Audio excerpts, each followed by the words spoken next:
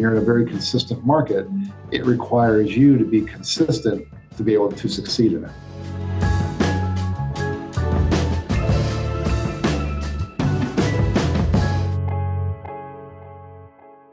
Hello and welcome back to Change and the Market, your weekly look at the changing real estate market. I'm your host, Brian, joined, as always, by the other host, Mr. Chris Masiello. Chris, how are you this fine morning? Hey, Brian, good to be with you. Good to be with everybody in our community. Awesome. So you came today prepared. You have some articles to share with us.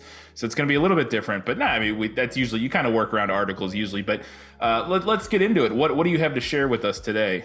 Full disclosure. So usually what I do is, when we do this video, we also send it out internally to our staff, of course, but with it comes a PowerPoint with,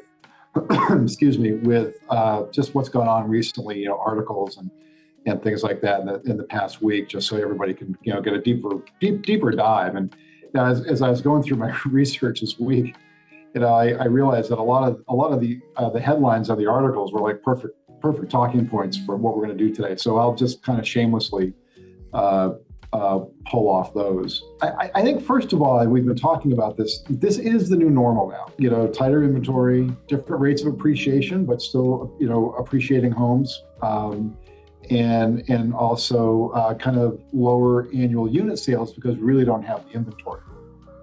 And I just anecdotally, for the first quarter of the New Hampshire Association of Realtors, sales were down 20%. Year over year, but home appreciation was up 3.5%. Typically, that's like the odd fellow. Those don't live together. That really is truly like economically, like that's the odd couple. And so I think we are entering this new normal. And there are a couple things that jumped out at me in some of the articles that we're looking at is 93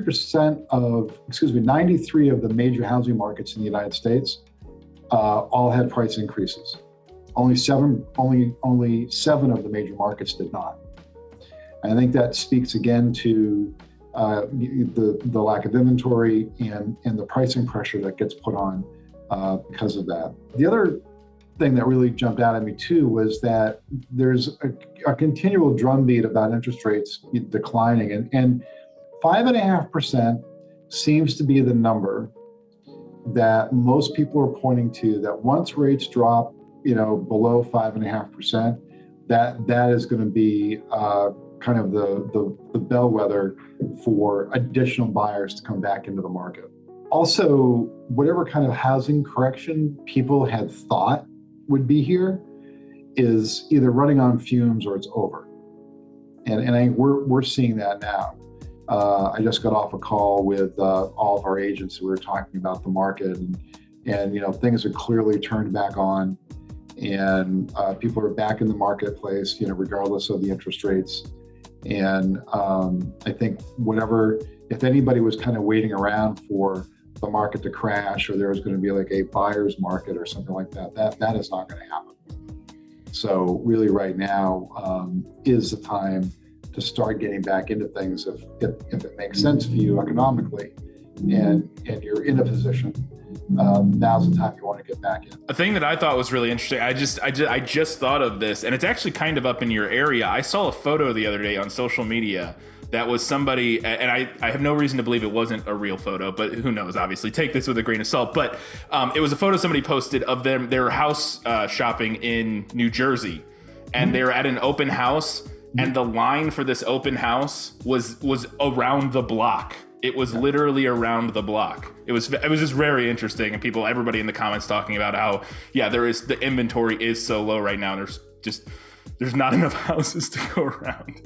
Well, inventory is going to be low, really, for the foreseeable future, and I mean foreseeable future years. Like we've talked about this before. Home building's off 50% in the last 10 or 15 years. That's a big number. Yeah.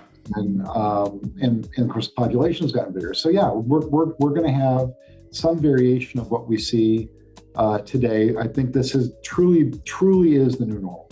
And so, I mean, with that low inventory and with this new normal we're moving into, is there anything that agents or that people in the business could be doing right now to capitalize on that, or to use that to their advantage, or how should we be responding to this kind of new normal that we have? Yeah, perfect question. Well, one aspect of this new normal is consistency. I mean, we're not going to be in these markets that are constantly running on bubbles that everyone's waiting to burst. And so I think we're going to have a lot more consistency in the housing cycle, in the housing market, which I think gives both buyers, sellers, and agents more time to plan. Where it's not speculation. If I put my house on the market, is it going to sell? No, if you put your house on the market and it's priced reasonably, it's going to sell. It's the same thing, for a buyer, right? They got to get into the market. They will find something, but they've got to get in for that to happen.